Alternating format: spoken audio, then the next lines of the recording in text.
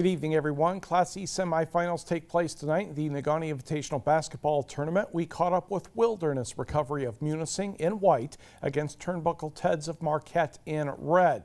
Second half action, Bill Jean, Sean Seibert decides to shoot the three, and then just before that he makes a nice pass to Nick Ruska for the hoop. And they were down 35-30. Next for Wilderness, Travis Merck, Pat Godfrey, no. George Schultz, yes. He had a dozen, 38-30. Then Tom Nolan over to Jesse Akey, and he puts it home, 41-30. Nate Lindquist, no. Joe Desjardins gets the rebound over to Tom Nolan. This was part of a 16-0 run over about 6.5 minutes, 46-30. Nolan had 19. Bill Apple's going to get the return deflection and knock down the triple. That finally stopped the string. But great defense by Wilderness, including this block shot by Tom Delaski, gives the victory to Wilderness Recovery 61-38. They are in the final tomorrow against Toon Squad. In fact, there are 4 championship games tomorrow starting at 3 o'clock. On the baseball scoreboard and high school action, Gladstone over Reed City 12-2 and 9-0. Tom Bailey had a couple of homers, including a grand slam in the first game. Justin Yerk, a 2-run homer in the second game. Jake Peterson, a 1-hitter in 5 innings. Escanaba splits with Bay City Central, winning the first game 6-4. Bailey Lamb, a 2-run double as part of a 4-run 7th inning.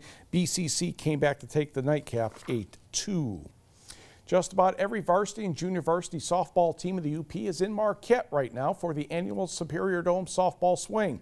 The opening contest in the varsity division had Norway against Superior Central. We will pick up the action right away. Top of the first, Bobby Holtz. Soft one hopper to Tesla Tinner. She throws to the plate, but JC Ball slides in safely. 1-0 Norway. Bottom of the first, Molly Swajden bounces to third. The throw just a little bit offline. Tinner will score. Swajden later scored on an error. Cougars had a 2-1 lead. Top of number 2. And Hulse is at it again. The short. Tinner gets a glove on it to slow it down, but that allowed a run to come in again to tie the game at 3. Moments later, Ashley Zanon. 2-out fly ball. Oh, doesn't stay in the glove. And Brandy Strong will score on the play, and Norway takes the lead. And the Knights would add to it. This is Brandy Strong with the base hit to left. And then 2-run score on the play as Zanon scores, and here comes Harley Castor to do the same thing. So it was 7-3 Knights for a couple of innings. Then with the bases loaded, Vanessa Freeberg said that's enough. Puts that one over the fence for the grand slam. Molly Swajden had a solo homer to win the game, and Superior Central took this one by the count of 9-8. In another game, caught a little bit of Newberry against Negaunee. First inning, Alexis Nelson spanks one in the right field. Rosalie Anderson will score, and the Miners have a 2-0 lead.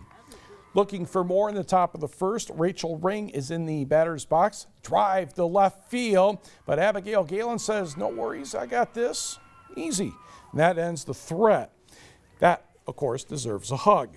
Bottom of the first with Rosalie Anderson on the mound. Ellie Young is going to ground out to Adina Anderson at second base, and Negaunee went on to win this one by the count of 10-1.